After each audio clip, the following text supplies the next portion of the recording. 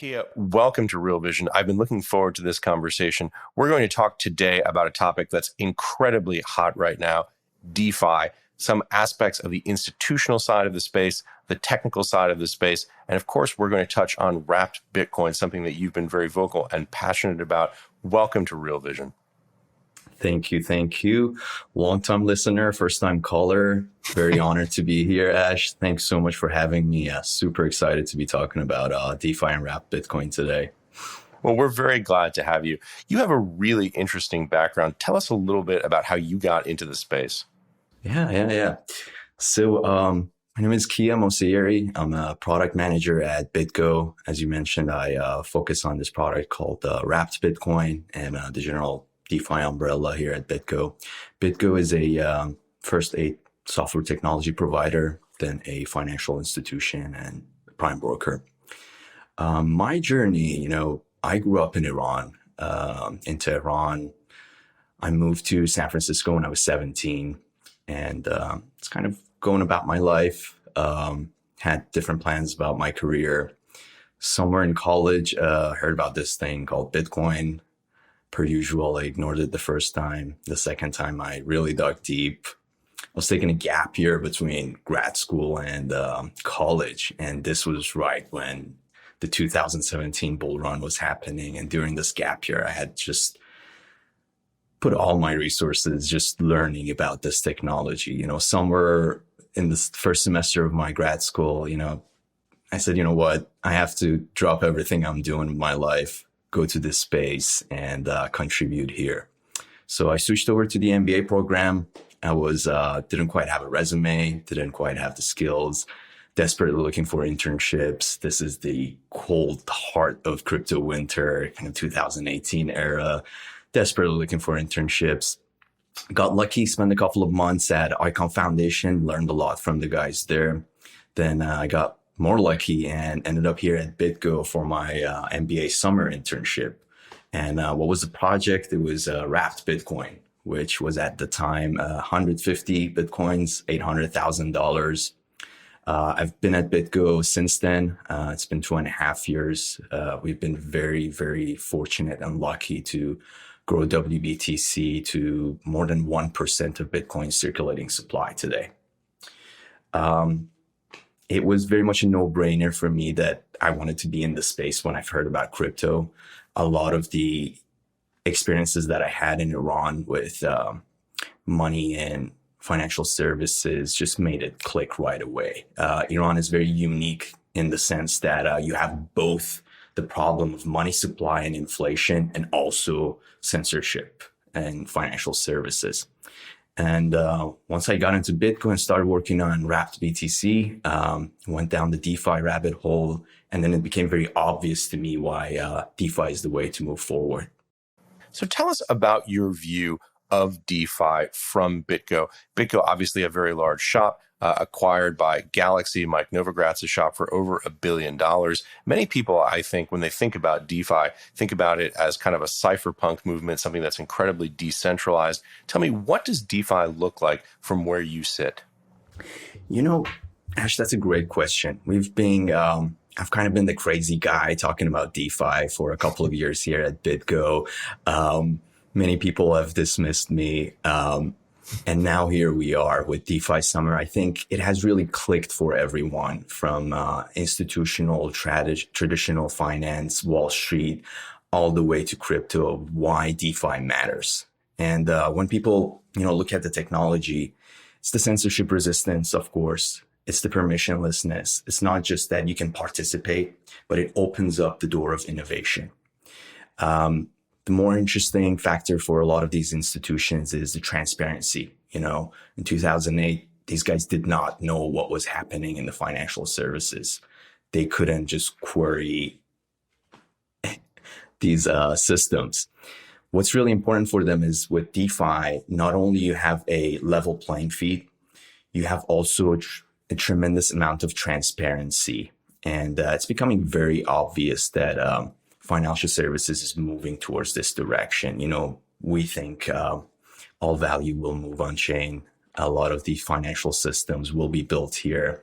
And we're seeing a tremendous amount of interest from all sorts of institutions for all sorts of use cases for DeFi. So it's an incredibly exciting space to be in, kind of standing between the traditional finance and this wild, wild west frontier of DeFi.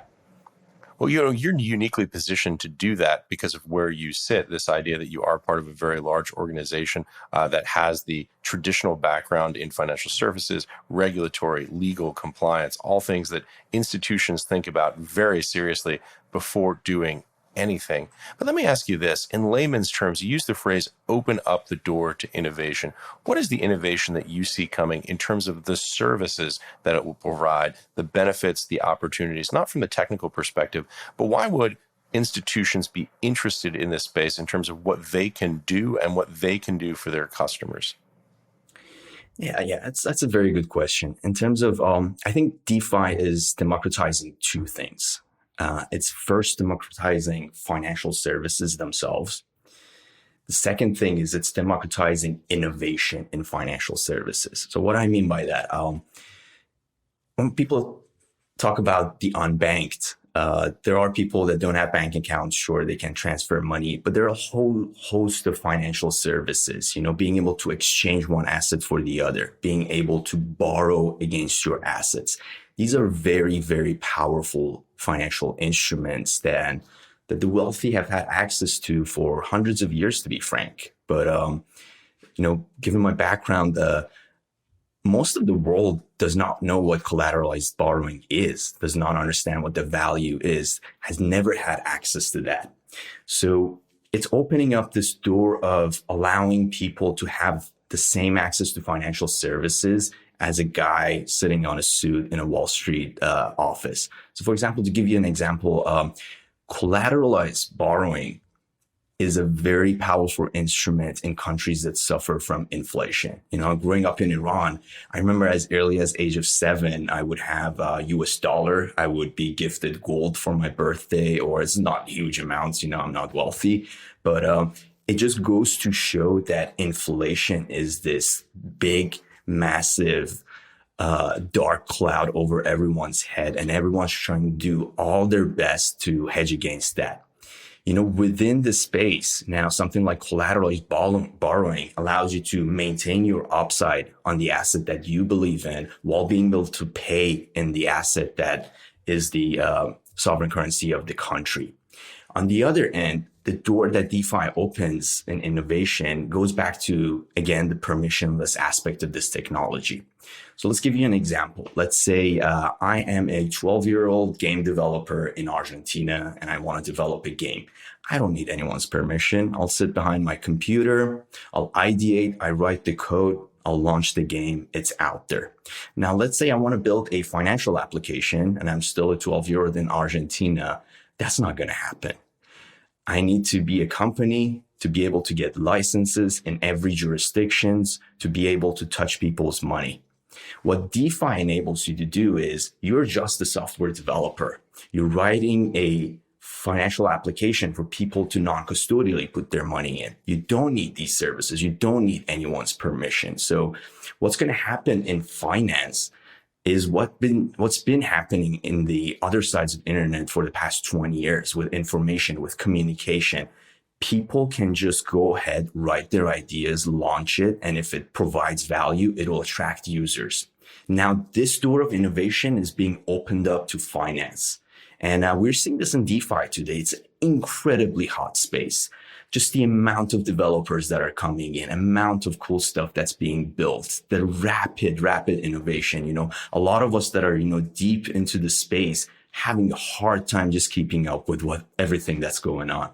That's such an important point. DeFi truly is a global revolution for people who grew up outside of the United States or have spent tremendous amounts of time outside the United States. The idea that this is something that's so visceral and so important and powerful for people abroad. Give us a sense of the global state of play right now on DeFi. It's truly a global movement. A lot is happening in Asia. It's actually very underrated.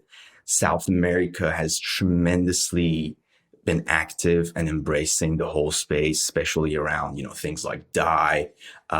Tremendous amount of developers are coming out of countries like Argentina, which do have massive problems with their monetary systems. It is really a global movement, and it's truly inspiring to just be here and witness all these people coming together and building towards the same goal. Hey, if you like this clip, be sure to check out the full interview and more only on realvision.com/crypto. It's 100% free. Sign up now.